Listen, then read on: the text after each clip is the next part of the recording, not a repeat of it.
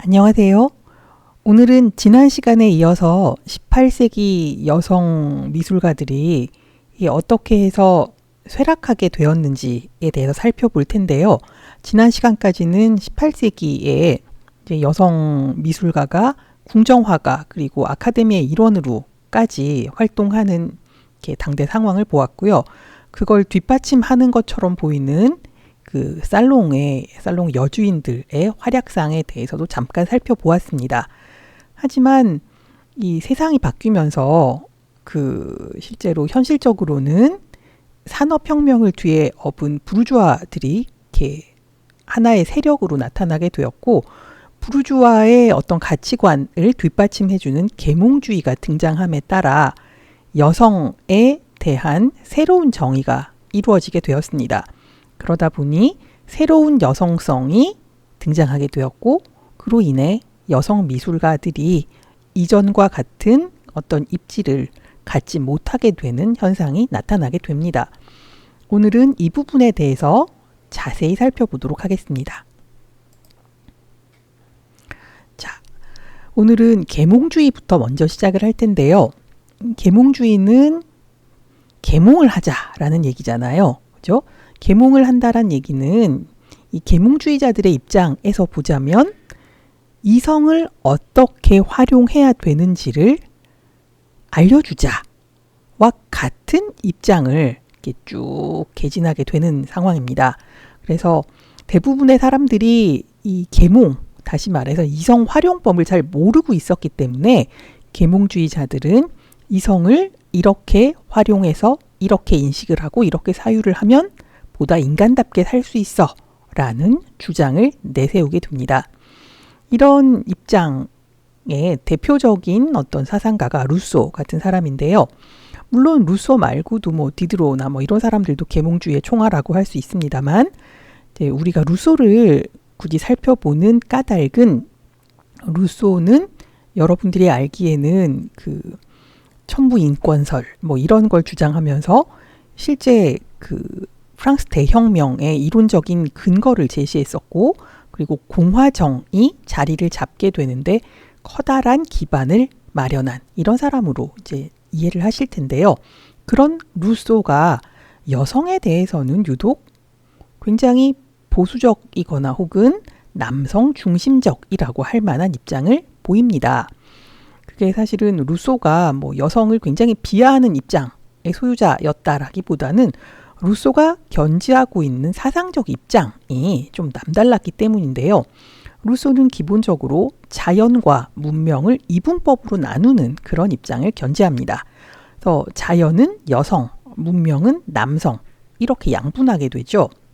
그런데 루소는 남성들의 세계인 문명이 훌륭하다 이런 얘기를 하기보다는 사실은 조금 다른 이제 이야기를 하게 됩니다. 루소에 따르면 원래 자연적인 상태의 인간은 신으로부터 받은 어떤 선한 능력, 선한 마음 이런 것들을 갖고 있게 되는데, 이게 문명이 점점 이제 진보하게 되면 선한 본성이 점점 쇠퇴하게 된다는 거죠. 그래서 문명이 진보하면 진보할수록 인간은 덕 혹은 선함 이런 것들이 점점 작아지고 악이 훨씬 더 많은 영향력을 발휘하게 된다.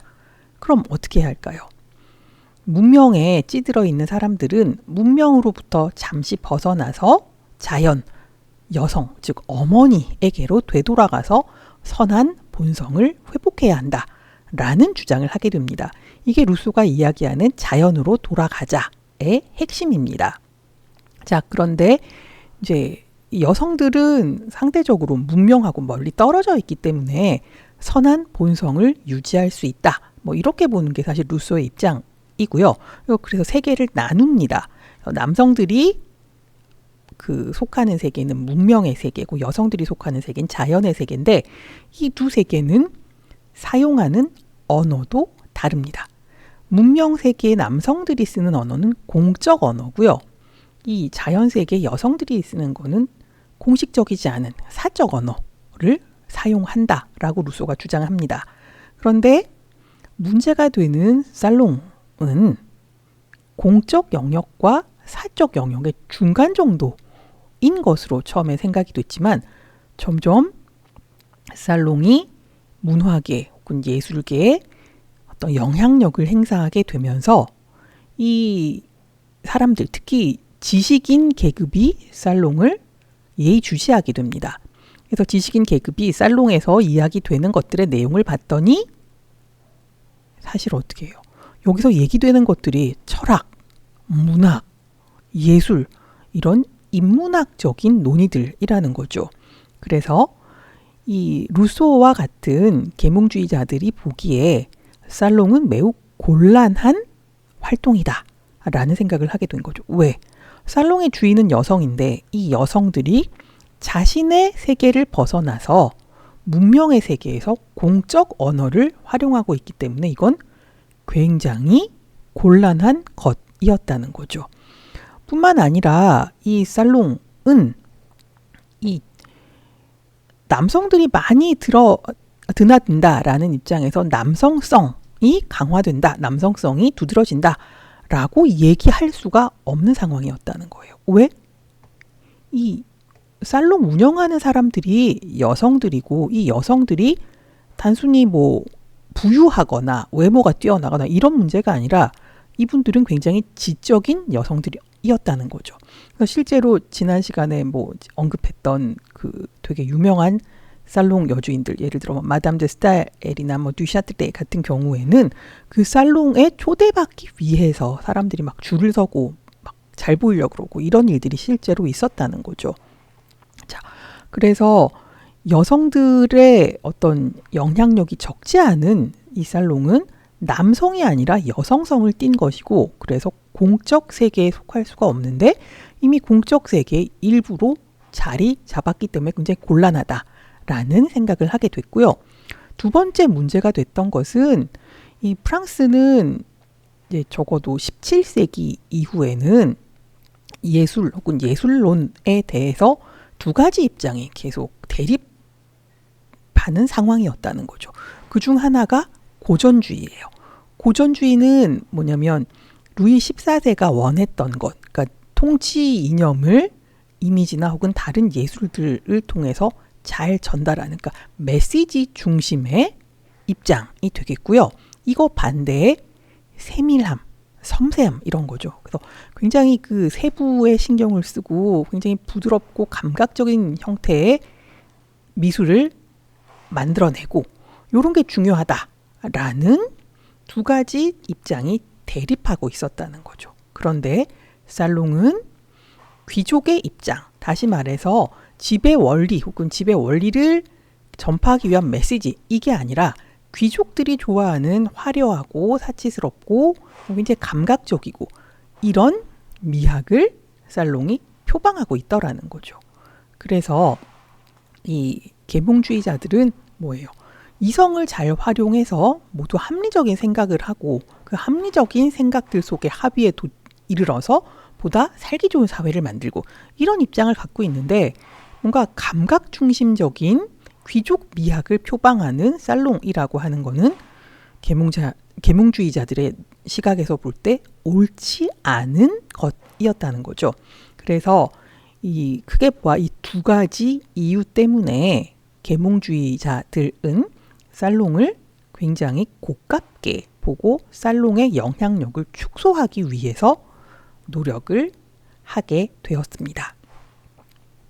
자, 그래서 계몽주의 사상가들은 그 예술론에 있어서 이제 자신들이 원하는, 그러니까 뭔가 공적인 목소리 혹은 이렇게 통치 이념을 메시지로 이렇게 내보내서 사람들로 하여금 뭔가 반성 혹은 생각을 하게 하는 이런 이제 예술론을 전면에 내세우고 싶었기 때문에 당시 이 지배적이었던 로코코 양식하고 자신들이 원하는 어떤 예술 운동을 대비시키게 됩니다.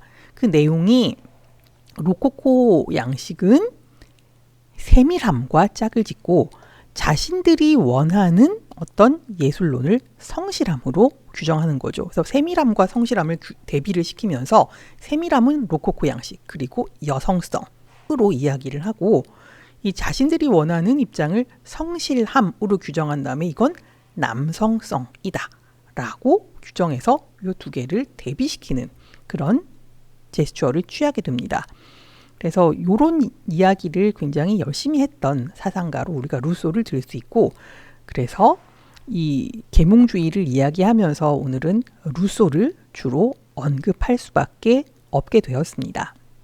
자, 그래서 이 로코코는 세밀함, 섬세함, 여성성으로 이어지는 하나의 라인이고, 이 루소 같은 사람들의 입장에서 그것과 대비되는 보다 훌륭한 예술은 성실함을 그 본성으로 갖고 있고 이것이 남성성과 연결된다라는 주장을 했다라고 정리해 볼 수 있겠습니다.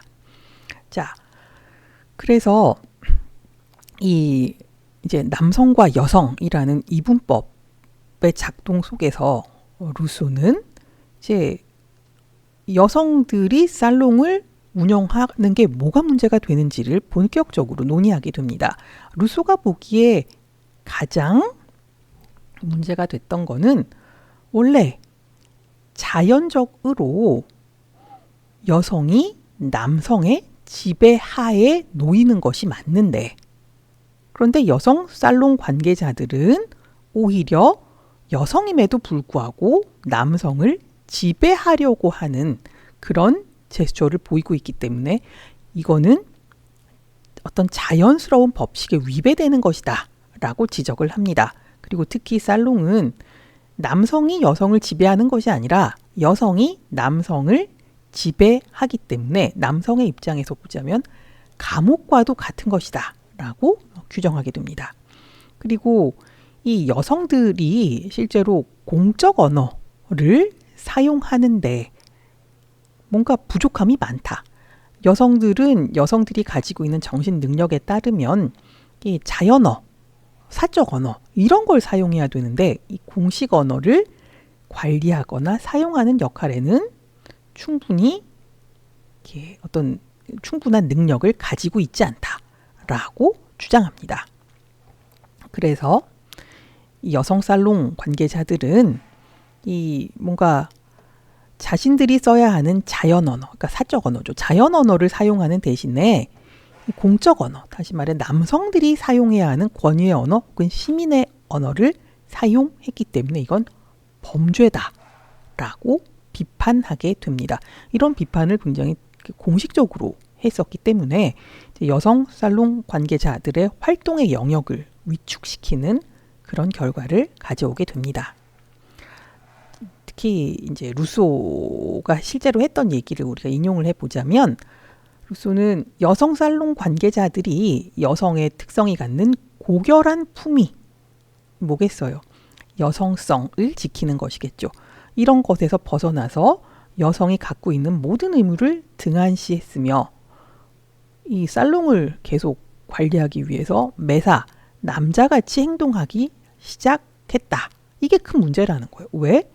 자연이 부과한 여성들의 자연스러운 위치를 이탈한 것이기 때문에 이건 범죄와 같은 거다라고 주장하게 됩니다. 자, 이런 얘기에 가장 많이 동조했던 사람들은 누구냐면 부르주아예요. 왜냐하면 그 귀족 계층은 기본적으로 다들 로코코 양식에 굉장히 다 이렇게 막 환호했죠. 그죠? 이 사람들은 사실은 뭐 그 여성이라고 하는 존재를 특별히 뭐 낮춰 보거나 여성을 집안에 가두어야 한다라고 생각하거나 굳이 막 그렇진 않았다는 거죠. 하지만 부르주아들은 뭘 원한다고요?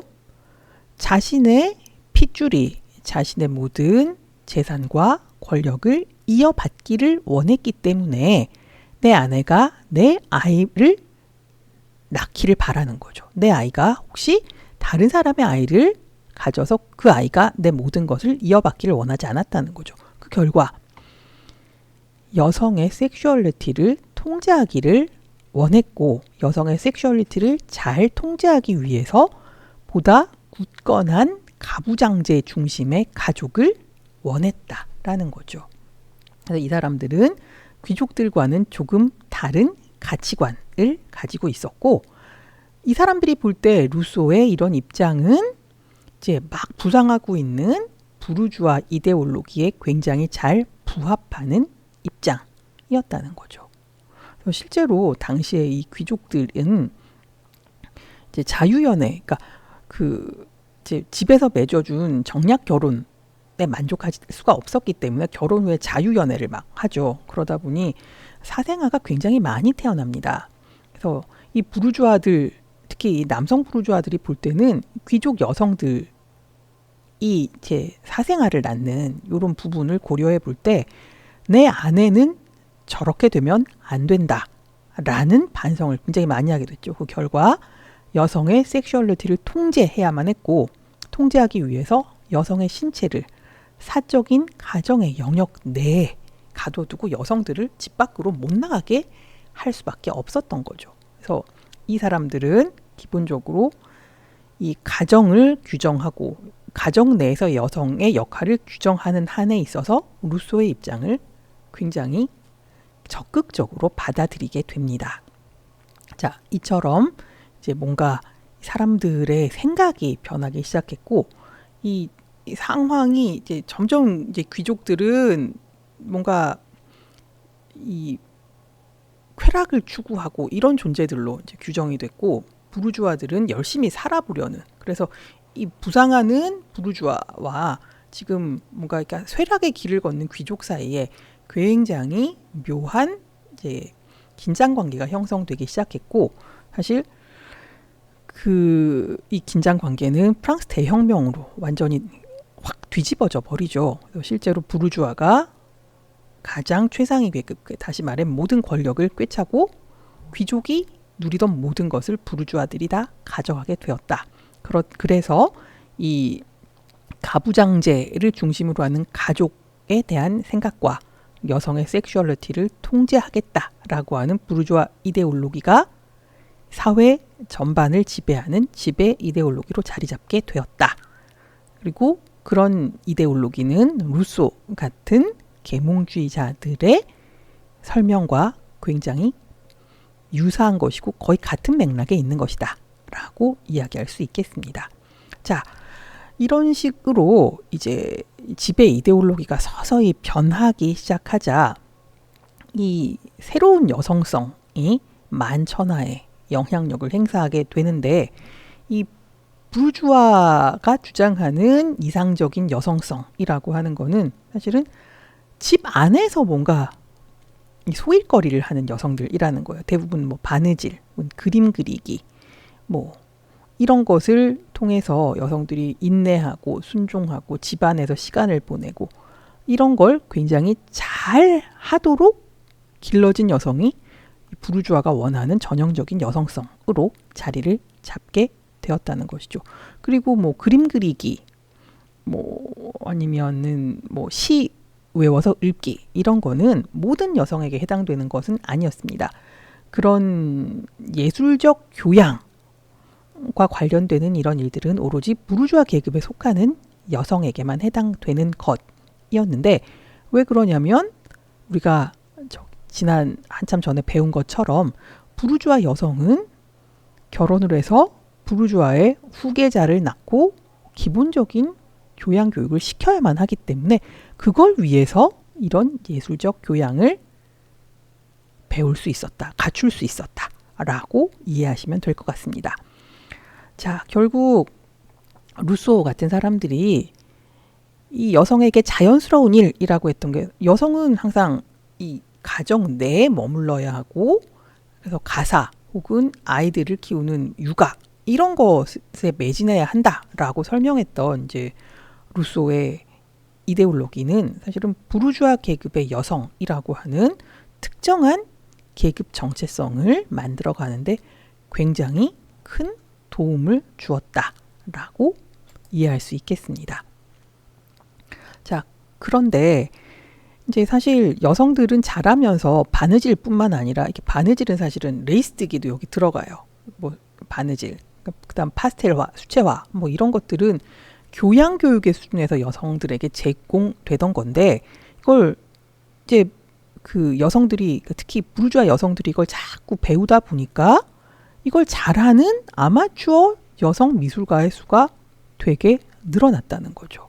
하지만 이미 17세기 이후로 미술가가 이게 인문학적인 영역의 작업이다라는 인식이 사회적으로 갖추어져 있었기 때문에 여성이 아무리 그런 작업을 잘해도 남성보다는 못하다라는 생각이 점점 강화되어 갔다는 거죠. 왜? 미술 활동이라고 하는 거는 인문학적 활동, 다시 말해 지성, 이성의 작용인데 여성이 가지고 있는 지성이나 이성은 남성의 이성이나 지성과 다를 뿐 아니라 열등하기 때문에 여성은 추상적인 추론이나 창조적인 사고를 할 수 없다는 거죠. 그래서 뭔가 창조적인 작업으로서의 미술 활동은 여성은 절대로 할 수 없고 집에서 하는 뭐 바느질이나 뭐 이런 소소한 미술 작업 이런 걸 하는데에 적합할 뿐 여성들이 실제 직업 미술가로 나서는 것은 적절치 않다라는 계몽주의적 입장을 더더욱 강화시키게 됩니다. 그래서 여성들이 집에서 이제 교양교육의 차원에서 그림 그리기를 배우고 이걸 아무리 잘 하더라도 여성들이 실제 전문적인 직업 화가가 되는 것은 거의 불가능한 것으로 사회적인 분위기가 점점 변화해 갔다라고 생각하시면 됩니다. 그래서 지난 시간에 봤던 로살 바키아리 같은 이제 독보적인 어떤 여성 화가는 더 이상 나올 수 없는 분위기가 되었다라고 이야기할 수 있겠습니다. 자, 그러면 우리는 그럼 사회적 분위기 뭐 이런 것들이 바뀌고 이 부르주아들이 내세운 여성성이라고 하는 게 기존과는 달라졌고 이 달라진 여성성이 일반화되었기 때문에 여성들은 더 이상 직업 화가가 될 수 없었느냐? 라고 물어본다면 그건 반쪽의 설명밖에 안 됩니다. 나머지 반쪽은 어딨냐면 실제 굉장히 그 성공한 화가로서의 지위를 누리던 여성 화가들도 이 여성 직업 화가는 곤란하다라는 사람들의 생각을 강화시키는데 큰 몫을 담당하고 있다. 그러니까 쉽게 얘기하면 당시에 그러니까 18세기 후반의 여성 화가들이 뭔가 되게 많이 잘못을 했다라고 이야기할 수 있겠습니다. 자, 그러면 우리는 그럼 당시 여성 화가가 뭘 잘못했는가, 뭘 잘못했기에 여성을 비하하는 이런 사회적 분위기를 더 강화시켰는가에 관한 이야기를 해보도록 하겠습니다. 자, 그 대표적인 이제 화가가 비제 르브랑이라고 하는 화가예요. 지난 시간에 이제 비제 르브랑은 18세기를 대표하는 3대 화가 중에 하나다라고 말씀을 드린 바가 있죠. 그죠? 그 비제 르브랑에 관한 이야기를 지금부터 하겠습니다. 자, 비제 르브랑은 이렇게 생긴 분이고요. 굉장히 미인이었어요. 이 비제 르브랑은 사실은 이제 별로 되게 유명하지 않은 가문, 그러니까 실제로 귀족이 아닌 가문의 딸이었는데 아버지는 무명 화가였고 엄마는 미용사였어요. 그래서 이분은 상류층의 후원을 받아서 전업 화가로서의 활동을 한다? 이런 기회를 갖는 게 굉장히 힘들었다는 거죠. 그런데 18세기 당시에 살롱이 굉장히 활황이었기 때문에 비제 르브랑은 살롱에서 상류층 후원자를 만나서 열심히 그림을 그릴 수 있었고 그 결과 왕실 초상화를 그릴 수 있는 기회를 얻게 됩니다. 자, 그래서 이제 왕실에서 그림을 그리는 화가로 이제 등단을 하게 되었고 실제로 당시 왕비였던 마리 앙뚜아네트와 굉장히 친한 친구 사이가 됩니다. 그러다 보니 이제 왕실에서 원하는 그림을 잘 그려야만 하는 상황이 됐었죠. 근데 이분은 원래 귀족은 아니었기 때문에 이 당시에 사회가 요구하는 이 이데올로기 혹은 그림에 담아내야만 하는 내용들이 어떤 것인지를 정확히 알고 있었고 그걸 거부할 수는 없었습니다. 그 이데올로기가 사실은 부르주아 혹은 중산층 이데올로기 뭐예요? 여성으로 하여금 가정에 충실하고 모성을 발휘해서 아이들을 잘 돌보고 이런 걸 요구하는 이데올로기죠. 그래서 이분은 이 왕족 혹은 귀족이 요구하는 섬세하고 뭔가 이렇게 사치스럽고 향락적이고 이런 분위기의 그림과 그다음에 도덕적으로 여성에게 특정한 임무를 부과하는 두 개의 이데올로기 사이에서 절충을 할 수밖에 없는 상황에 내몰립니다. 자, 당시의 이제 상황과 이제 비제 르브랑의 상황을 잠시 정리하자면 이 중산층 이데올로기, 다시 말해 부르주아 이데올로기 그 중에서 여성을 이렇게 규정하는 이 이데올로기가 점점 확산되다 보니까 이 결과 18세기 후반쯤 되면 여성은 오로지 가정에 속하는 비이성적인 존재. 그러니까 완전히 뭐 비이성적이라기보다는 이성이 훨씬 약화된 그런 존재다라고 인식하는 입장이 당시에 점점 일반화되어 가고 있는 상황이었다는 거죠. 자, 그래서 이 입장에 따르면 여성은 즐거움, 섬세함, 생기 넘침, 쉽게 흥분함, 이 뭐예요? 사실은 굉장히 말초적이고 감각적이고 감정적인 특성으로 여성을 규정하는 거죠. 그죠? 여성을 이렇게 규정하고 이건 남성의 특성인 엄숙함과 대조된다라고 규정하는 이분법적인 규정이 당시에 자연스러운 것으로 자리 잡게 되었습니다. 자, 그러다 보니 비제 르브랑도 이런 그 대의를 벗어날 수는 없었고 실제 이분이 그린 초상화를 보면 이 이분법이 그대로 담겨 있다라는 사실을 확인할 수 있습니다. 이게 이제 으베 로베르라고 하는 화가를 그린 작품인데요. 여기 보시면 이 남성의 얼굴은 어때요?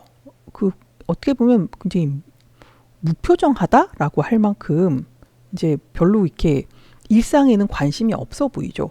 그냥 무표정하다고 해서 완전히 무슨 그 공감력이 떨어진다라고 하기보다는 자기 일에 열심히 매진하는 것 같은, 그거 외에는 관심이 없는 것 같은 그런 얼굴로 그려졌다는 거예요. 그래서 나는 세속적인 것에 관심이 없어, 뭐 내가 추구하는 것 외에는 관심이 없어 라는 걸 보여주는 것 같은 무뚝뚝하고 굳은 표정, 그럼에도 불구하고 자신의 어떤 열정을 이렇게 불태울 것 같은 강렬한 눈빛, 이런 쪽으로 이제 남성이 그려졌고요.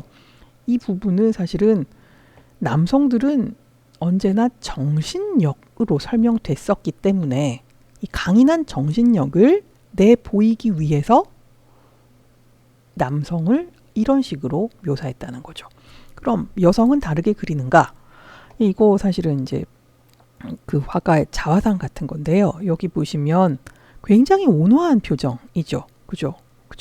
어떻게 보면 이 딸과 이 엄마 사이에 뭔가 이렇게 굉장히 사랑, 정말 꿀이 뚝뚝 떨어지는 것 같은 이런 이 묘사를 통해서 딸을 굉장히 사랑하는 엄마구나, 모성이 넘치는구나, 굉장히 좋은 엄마가 되겠구나, 이런 걸 드러내기 위해서 이 그림을 그린다는 거죠.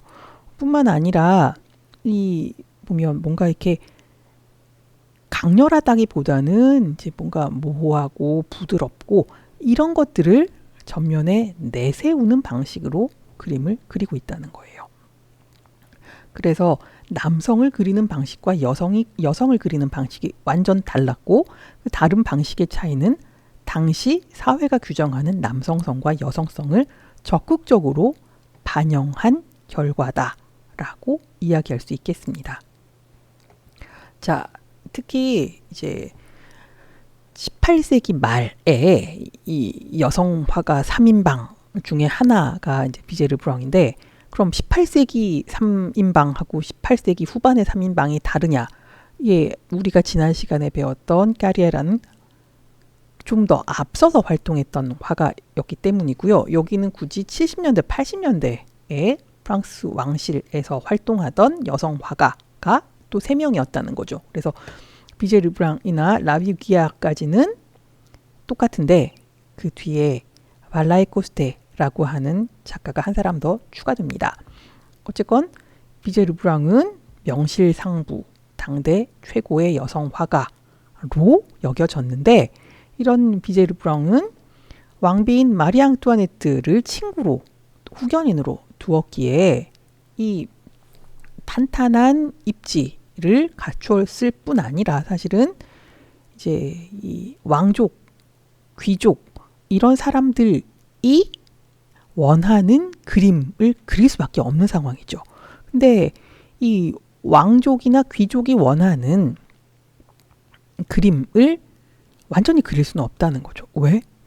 부르주아들이 원하는 그림을 버릴 수는 없다는 거예요. 그래서 이제 정말 어색한 타협을 할 수밖에 없게 됩니다.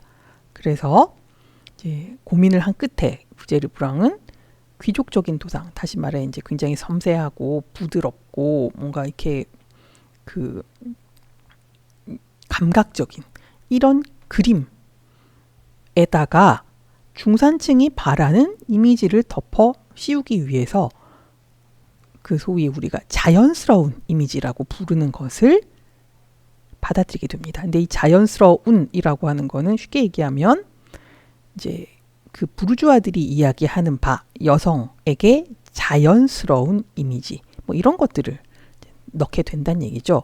이건 이런 그림을 보면 잘 알 수 있습니다. 자, 이 자연스러움을 강조하기 위해서 뭘 하냐면 일단은 아이와 함께 있는 그림, 그러니까 모성을 되살려서 나는 자연적으로 주어진 나의 인물을 저버리지 않아요. 뭐 이런 걸 잘 보여준다는 거죠.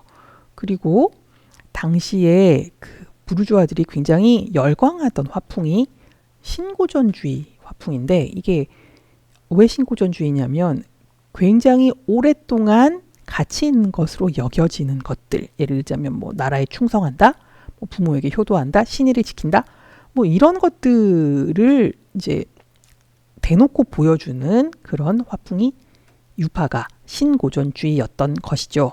사실은 이 부분을 이제 비제 르브랑이 그대로 가지고 와서 그리스풍 의상을 입힌 여성을 그리게 됩니다. 이 얘기는 모성이라고 하는 것도 굉장히 오랫동안 지속되어 있는 가치고 이 여성의 덕목이고 나는 그걸 잘 지키고 있어요. 뭐 이런 얘기가 되겠죠. 그런데 또 귀족 혹은 왕족이 원하는 감각적이고 부드럽고 섬세한 터치를 놓쳐서는 안 되죠. 그죠? 그래서 이런 부분, 그 다음에 요런 그 빛의 이 효과, 이런 것을 그려내는 데에는 귀족들의 감성을 열심히 반영하는 거죠. 특히 이런 옷의 주름, 이런 부분들은 이 섬세함을 표현하기 위해서 항상 요구되는 지점들이었고, 이 작가는 이런 부분들을 굉장히 잘 그려냄으로써 사실은 두 마리 토끼를 한꺼번에 잡으려는 그런 자신의 목적을 위해 노력을 아끼지 않았다라고 이야기할 수 있습니다. 자, 실제로 왜 그러면 꼭 이 부르주아의 가치관을 담아내는 그림을 그릴 수밖에 없었느냐? 사실 이 18세기 미술이라고 하는 것이 굉장히 좀 애매한 위치에 접해 있는데요. 사실은 17세기까지만 해도 미술은 아카데미에서 다 전담했어요. 그래서 아카데미에서 교육을 받아서 아카데미에서 교육 받은 대로 그림을 그리면 비평이라고 하는 부분도 아카데미에서 진행이 됐었기 때문에 아무 문제가 없었어요. 그런데 18세기가 되어서 계몽주의가 이제 전면에 나서게 되면서 계몽주의 사상가들은 실제 자신들이 가지고 있는 어떤 생각을 예술에서 적용해서 뭔가 설명을 하려고 하는 비평을 하게 됩니다. 그래서 이 18세기 계몽주의자 중에 미술 비평을 열심히 했던 사람이 드니 디드로인데, 이 드니 디드로는 기존의 17세기의 아카데미에서 했던 비평하고는 완전 다른 비평을 하게 됩니다. 어떤 차이가 있냐면 아카데미에서는, 그러니까 아카데미가 원하는 거는 메시지를 잘 드러내는 그림이잖아요. 그러다 보니까 세부를 너무 강화해서도 안 되고 굉장히 이렇게 눈에 띄는 색을 써서도 안 되고 이런 형식적인 요소들을 가지고 비평을 했다고 하면 드니 디드로는 문학자이자 사상가였기 때문에 자신이 가지고 있는 도덕적인 기준을 가지고 미술 작품을 분석하고 설명하고 가치를 매기는 일을 실제로 했다는 거죠. 그래서 뭔가 그림이 나오면 드니 디드로 같은 이제 이 계몽주의자들이 설명하고 이걸 가치 평가를 했기 때문에 실제로 그림을 그리는 작가의 입장에서 계몽주의적 혹은 부르주아의 이데올로기를 담은 그림을 외면할 수가 없었던 거죠. 그래서 이 비제 르브랑 같은 경우는 굉장히 애매하게 포지셔닝을 하고 이 두 가지를 다 받아들여서 이 입장을 다 만족시키려는 그런 작업을 하게 됩니다. 실제로 그런 작업이 가장 효과를 발휘했던 것이 이 마리 앙투아네트 초상화인데요. 사실 이 1787년, 그러니까 18세기 말 옆쯤 되게 되면 마리 앙투아네트가 전 국민의 욕을 먹게 되죠. 그죠? 일단 너무 사치와 허영이 심하다. 현실감이 없다. 그 국민들 따위는 안중에도 없다. 그리고 가장 욕을 많이 먹었던 지점은 왕비가 대놓고 연애를 해서 사생아를 낳았다. 이런 혐의들이었어요. 그래서 이 왕비는 당시 여성들에게 요구되던 덕목인 가정적임, 모성 이런 것이 결여된 사람처럼 여겨져서 전 국민들로부터 욕을 먹고 있던 상황이라는 거죠. 그걸 비제 르브랑이 요 하나의 그림을 가지고 여론을 잠재우게 됩니다. 자, 어떻게 보시면 여기 마리 앙투아네트를 중심으로 해서 이 자녀들이 이제 이 엄마를 애워싸고 있죠. 그리고 이 굉장히 어린 이제 아이가 엄마 위에 앉아서 이제 그 뭐라 그래야지 엄마와 아이 사이에 어떤 끈끈한 유대 관계를 보여주는 것처럼 그림이 그려졌다는 거죠. 그죠? 물론 이게 연출이겠죠. 근데 아무튼 자녀들과 함께 있는 마리 앙투아네트 그리고 이 옆에 빈 요람은 이제 그 막내 딸을 낳은 지 얼마 안 돼서 잃었다고 해요. 그래서 모든 국민들이 그걸 다 알고 있는데 그 부분을 부각시키면서 이 마리 앙투아네트 하면 절대로 생각할 수 없었던 부분인 모성을 전면에 부각시킨 거죠. 그래서 이 그림을 이제 대중에게 공개했을 때 많은 사람들이 아, 마리 앙투아네트도 엄마구나 라는 생각을 갖게 되었고 그래서 이 좀 여론이 조금 잠잠해졌다고 합니다. 그럼 무슨 얘기예요? 이 귀족이나 왕족이 원하는 그림이 아니라 부르주아 이데올로기가 강력하게 작동하고 있는 대중들의 정서에 부합하는 그림을 그려내서 대중들이 왕비를 보는 시각을 좀 덜 날카롭게 했다고 해야 되나? 아무튼 이제 그런 그림을 실제로 비제 르브랑이 그리게 됩니다. 자, 그래서 이 그림 설명은 이렇게 돼 있는데 사실은 이제 여기 보면 비제 르브랑은 신고전주의의 대가였던 다비드하고 이제 아주 친하진 않았지만 이제 안면이 있었던 것 같아요. 그래서 다비드가 아니 그림을 그렇게 너무 이제 허황되게 그리면 안 되고 단단하게 그려야 한다. 단단하게 그리기 위해서 과거 전통으로부터 구도를 갖고 와라. 그래서 삼각 배치 뭐 이런 걸 해봐라. 단단해 보이고 사람들이 굉장히 안정감을 느낀다. 이렇게 충고를 했더니 실제로 그죠? 구도 삼각 구도를 쓰고 있죠. 그죠? 자, 그리고 요 마리 앙투아네트는 살롱 들라페, 그러니까 여기도 살롱이죠. 그냥 회랑에서 너무 화려하지 않은 의상을 입고 자녀들과 함께 있는 모습으로 그려졌다는 거예요. 자, 여러분이 보시면 이게 화려하지 않은 옷이냐라고 반문을 하실 수는 있겠지만, 예, 당시에 이제 가장 대표적인 패셔니스타였던 마리 앙투아네트의 입장에서는 굉장히 간소한 일상복에 가까운 옷이었다고 합니다. 그래서 이제 요걸 이제 사람들이 좋아하는 구도와 굉장히 소박한 모습으로 그려내서 이 모계를 강조하면서 이 마리 앙투아네트의 모성을 전면에 내세운 거죠. 그래서 이 부르주아들이 좋아하는 사랑에 충만한 가족이라고 하는 그들의 이데올로기를 보여줌과 동시에 이 아이들 중에 하나인 이 남자아이가 나중에 왕위를 계승할 것이다. 그래서 여성이, 특히 왕비가 이 권력 계급을 재생산하는 데 있어서 반드시 필요할 뿐 아니라 중심적인 역할을 하는 존재다. 왕비를 함부로 대하면 안 된다. 뭐 이런 거를 보여주었다는 거죠. 그래서 그렇게 보여주는 데 되게 중요한 거는 뭐냐면 새로운 이데올로기, 다시 말해 부르주아의 이데올로기를 가지고 와서 그걸 통해서 그들이 원하는 이미지를 보여줌으로써 마리 앙뚜아네트에 대한 혐오, 불편함 이런 감정들을 해소하려고 노력했다라는 게 이 그림에서 우리가 이제 살펴봐야 할 그런 분위기라는 거죠. 실제로 이 그림은 그래서 이제 이 왕비의 이미지를 모성, 어머니의 모습으로 전면에 부각시켜서 그간 실추되었던 왕비의 명예를 회복하는 데 커다란 역할을 하기도 했다라고 알려져 있습니다. 자, 그치만 실제로 당시 대중 혹은 부르주아들이 원하는 이미지는 그저 모성은 아니었다는 거죠.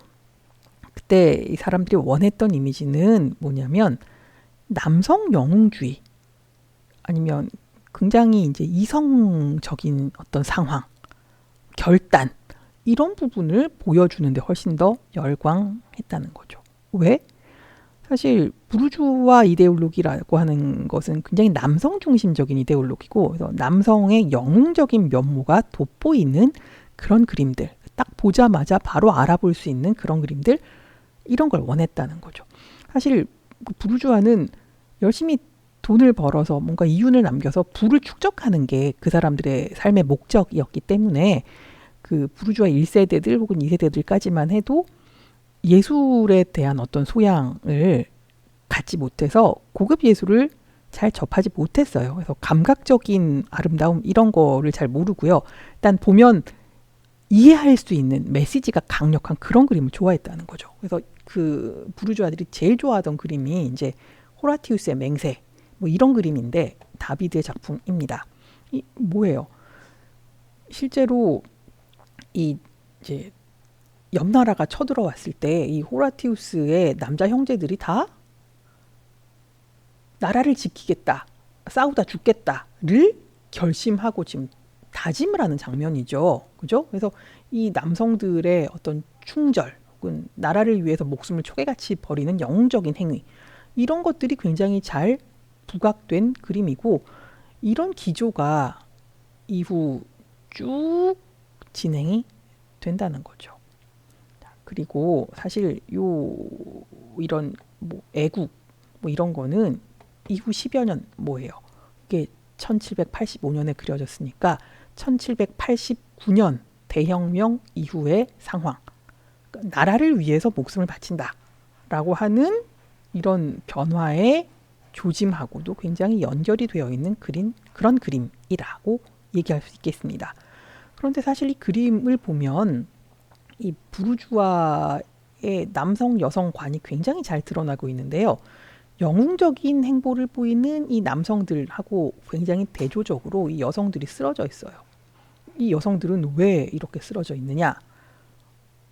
나의 남편 혹은 나의 가족이 참전해서 죽게 될 것이다 라는 생각에 사로잡혀서 이 사람들은 이성적인 판단이 아니라 감정적인 판단을 하는 거죠. 너무 슬퍼서 지금 거의 무너진 상태라는 거죠. 그래서 막 울고 있어요. 이 사람들은 결의를 다지고 있는데, 그죠? 이런 것들이 당시 이 부르주아들이 실제로 원했던 그런 남성과 여성의 전형적인 이미지라고 볼 수 있습니다. 자, 그래서 이제 이 호라티우스 형제의 맹세 이런 걸 보면 이 작품 전체의 구도도 그러니까 이 제스처, 태도의 문제뿐만 아니라 구도를 봐도 남성과 여성 사이의 영역이 완전 분리되어 있다를 알 수 있죠.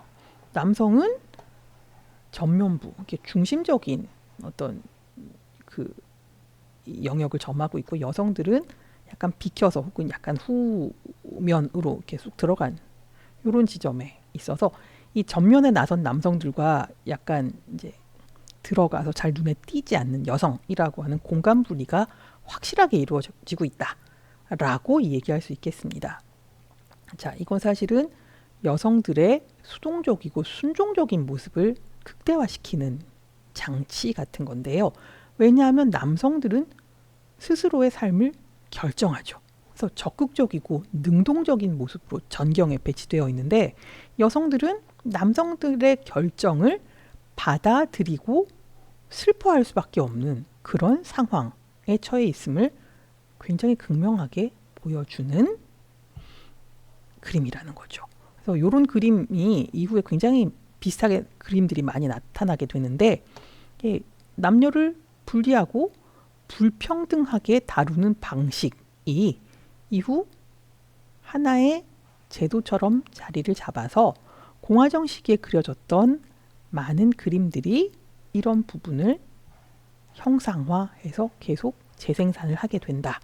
그래서 부르주아들이 이 사회 전면부 혹은 권력의 핵심을 차지하게 된 이후에 부르주아의 이데올로기, 지배 이데올로기가 자리를 잡게 되고, 부르주아의 지배 이데올로기 중에 하나였던 남성, 여성에 대한 어떤 그 규정, 이런 것들이 이후 예술, 특히 미술, 시각 이미지를 통해서 계속해서 재생산이 되게 되는구나 라고 생각하시면 됩니다.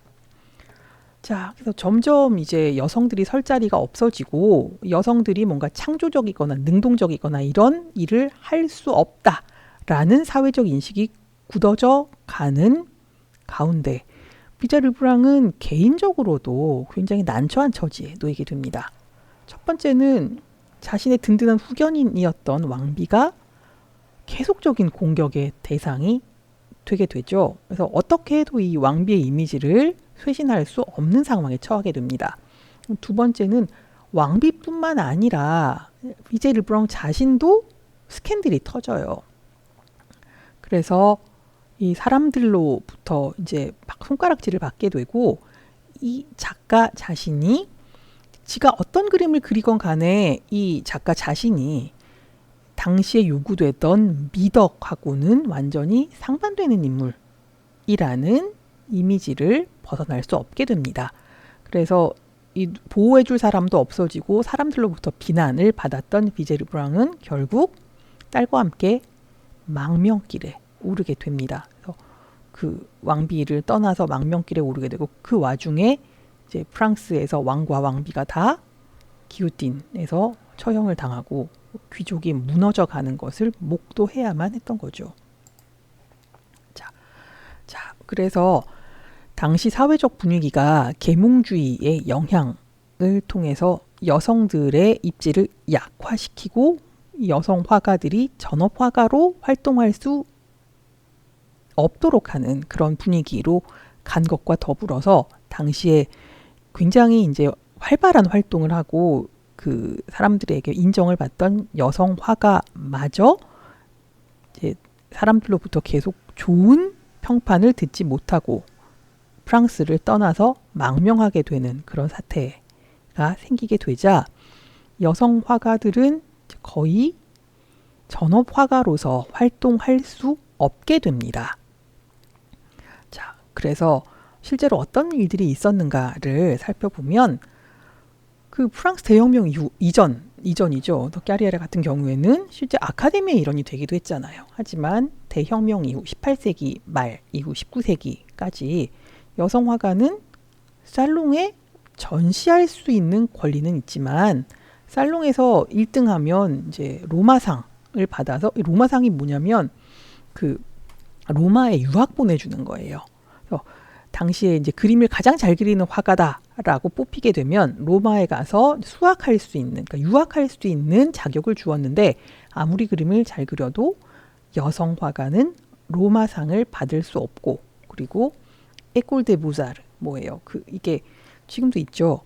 프랑스에서 그림을 가장 잘 그리는 사람들이 모여서 실제로 이제 미술 교육을 받는 일종의 그랑제꼴이죠.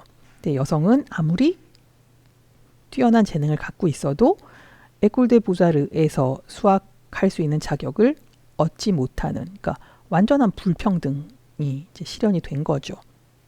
자, 그런데 로마상도 안 주고 에콜 데 보자르도 못 들어가고 그렇게 사회적인 편견이 이제 그 정식화되었음에도 불구하고 이 19세기 말까지 여성 화가들이 초상화 부문에서 점점 더 많은 두각을 나타내게 됩니다. 근데 이건 이제 공식적으로 막 우대받는 화가라기보다는 초상화를 잘 그릴 때 가서 그리자 이런 수준에 불과했습니다. 자, 그래서 이제 여성들이 초상화 부문에서 두각을 나타냈다라고 하더라도 실제로 19세기 말 이후에는 여성 화가를 찾아보기가 점점 힘들어지게 됩니다. 왜냐하면 19세기 중반 이후가 되면 완전히 산업사회가 정착이 되고요. 산업사회가 정착이 됐다는 건 부르주아의 지배력이 훨씬 더 커졌다는 거죠. 그래서 부르주아가 이 사회 전반을 지배하게 되면서 그들의 이제 남성, 여성 이분법으로 작동하는 이데올로기가 이렇게 점점 더 활성화되게 되었고, 그 결과 남성들은 공식적인 활동을 하고 여성들은 가정 내에 머물러야 해라는 부르주아 이데올로기에 점점 더 적응을 하게 되어서 실제로 이 공적 영역에서 전업화가로 활동하려고 하는 어떤 기대나 혹은 실제 어떤 노력이나 이런 것들을 덜 하게 됩니다. 그런 부분들은 실제 우리가 그 인상주의를 보면 잘 알 수 있는데요. 우리가 알고 있는 대부분의 인상주의 화가들은 남성이죠. 그럼에도 불구하고 인상주의 여성 화가가 있습니다. 그들은 왜 주목받지 못했는가? 주목받지 못했던 여러 가지 이유가 있겠죠. 그죠? 그래서 다음 시간에는 이제 여성 화가를 살펴보는 마지막 시간으로 19세기의 여성 화가, 그리고 19세기의 여성을 바라보는 지배적 시각이 어떠했던가, 이런 부분들에 대해서 마저 살펴보도록 하겠습니다. 자, 오늘은 여기까지고요.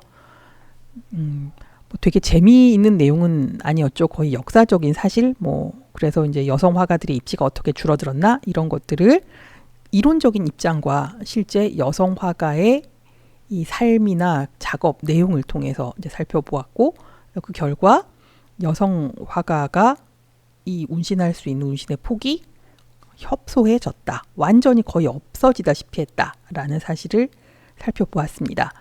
다음 시간에는 이어서 19세기 여성 화가를 살펴보고 그 다음에는 좀 논쟁적인 이야기를 해보도록 하겠습니다. 자, 오늘도 들어주시느라고 수고하셨고요. 자, 오늘도 이렇게 고생을 많이 하셨습니다. 자, 그 부분에 대해서는 제가 언제나 그렇듯이 늘 감사를 드리고요. 다음 시간에는 또 줌에서 뵙도록 하겠습니다. 감사합니다.